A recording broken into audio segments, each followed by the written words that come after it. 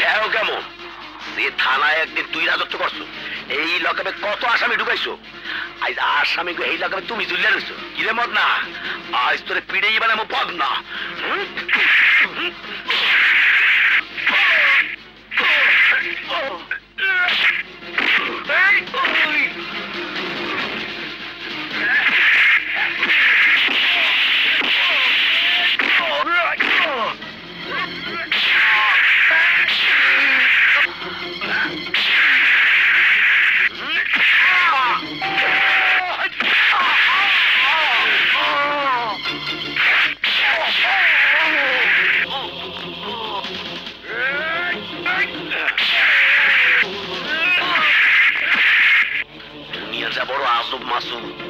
কিছুদিন আগেও প্রত্যেকটা মানুষ তোর কথা শুনতে, আর আজ এইখানে তোর এই অবস্থা দেখা দুঃখ পার মতো কেউ নাই।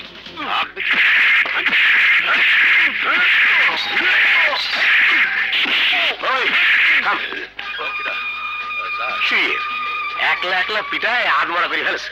স্যার আমি তো আপনার লেগে ওরা পিঠাইতে আছি। আমার জন্য পিঠেছি ভালো কথা, কিন্তু এখানে এই লকাপে ও পিঠাবি না। নামা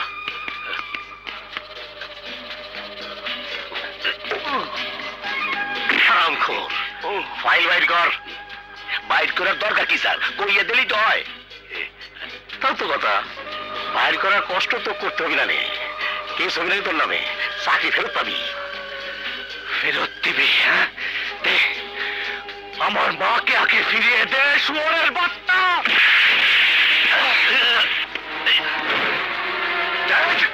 পিটা এমন ভাবে পিটাবি যেন জীবনে কোনোদিন কোনো পুলিশ আমার বিরুদ্ধে যাতে না পারে।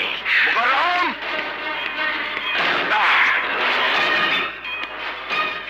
মনে পড়ে এই লকাপে ঢুকে গুনে গুনে মেরেছিলি আমাকে, এবার তুই গুণ থাক, গুনতে থাক।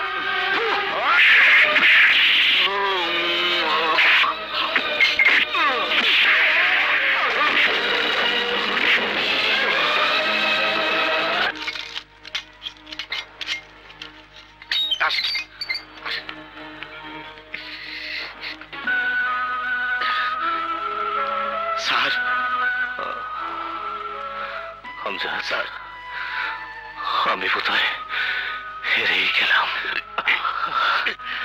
না না মাসুদ, তুমি হারতে পারো না। তোমার মতো একজন সৎ পুলিশ অফিসার যদি হেরে যায়, তাহলে দেশে আইনের শাসন প্রতিষ্ঠিত হবে কি করে? জনগণ বিশ্বাস করবে কাকে?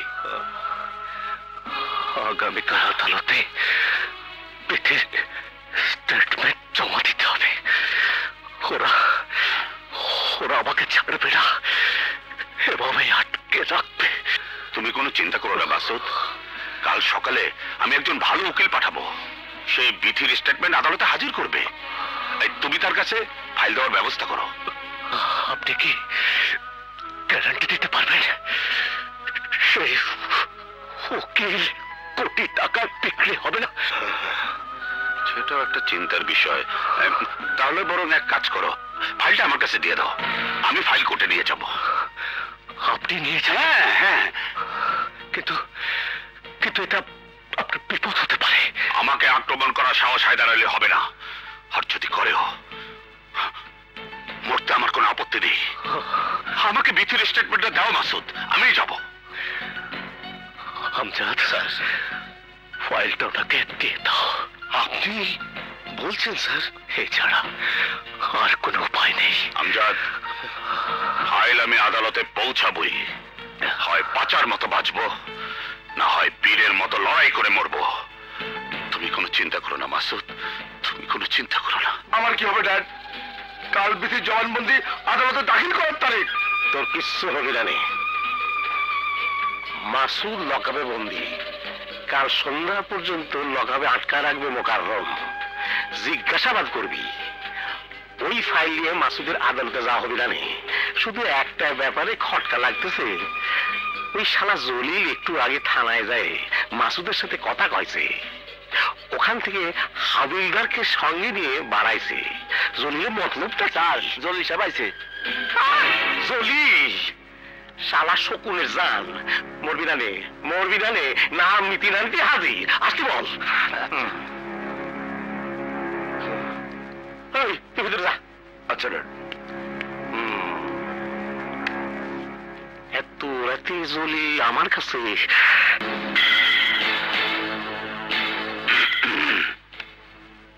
আসো, আইসো বন্ধু। এত রাতে তোর মতলবে? আগে মতলবের কথা বসতেও বলবে না? তোমাকে বসতি বলা বিপদ, বসতি বললি সুতি যাবা। বসো, কি খাবা? তোমার যা খুশি।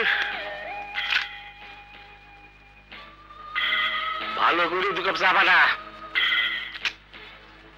এবার বলো। দেখো বন্ধু, পার্টির নেতা হিসাবে গতবারে আমার নমিনেশন পাওয়ার কথা ছিল, কিন্তু খরচ চুকাতে পারবো না বলে তোমাকে আমি সমর্থন দিয়েছিলাম। 1 বছর পর আবার ইলেকশন, শুনতে পাচ্ছি এবারও নাকি তুমি পার্টি নমিনেশন চাইছো।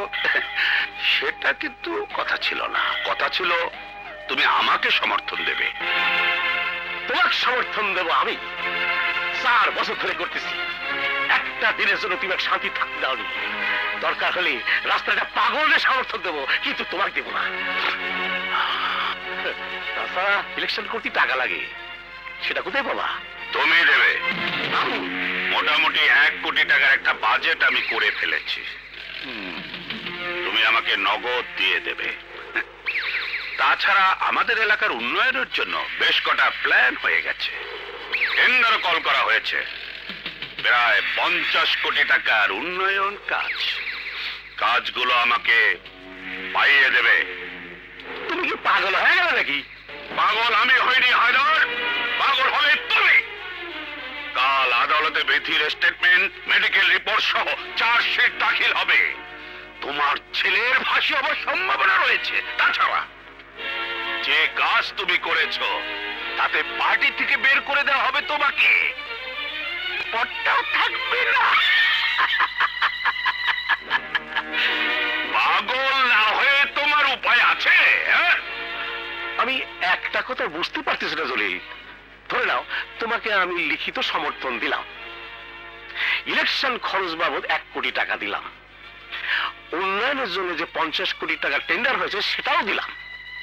তাতে কি আমার সাওয়াল বাঁচবি এবং আমার এরি বহাল থাকবি?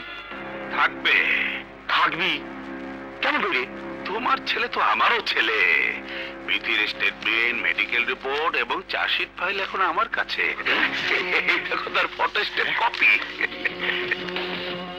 শালা, এই ফাইল তুই বলি কি করি? নমিনেশন পেয়ে তুমি তো ঠিকই, কিন্তু রাজনীতিতে তুমি আমার চেয়ে জুনিয়র, অনেক কাঁচা। তুমি শক্তি দিয়ে, প্রভাব দিয়ে, জোর জবরদস্তি করে যা পাওনি, আমি ভালোবাসা দিয়ে, স্নেহ দিয়ে, মায়া মমতা দিয়ে তা পেয়েছি। তুমি শালা সত্যি একটা জিনিস। শয়তান তো শয়তানি রেখে পালা যাবি। এখন বলো, আমার প্রস্তাবে তুমি রাজি? রাজি মানে? রীতিমত উৎসব হবে কাল সকালে। আদালতে যতক্ষণ জজ অপেক্ষা করবি ততক্ষণ আমাদের উৎসব চলবি, সকাল থেকে বিকাল পর্যন্ত। তোমাকে আমি লিখিত সমর্থন আর 1 কোটি টাকা চেক দেব। তুমি আমাকে আসল ফাইল দিবা। এই ফাইল না, ওই আসল ফাইল আমি এখনই জ্বালা দেব। আর 50 কোটি টাকা টেন্ডার হবি হবি, সব হবি। আরো 1 বছর আমি, পরে টার্মে তুমি, তারপর আবার আমি। এই এলাকায় যত টেন্ডার বাজে সব তুমি আর আমি লুটিয়ে বুঝিয়ে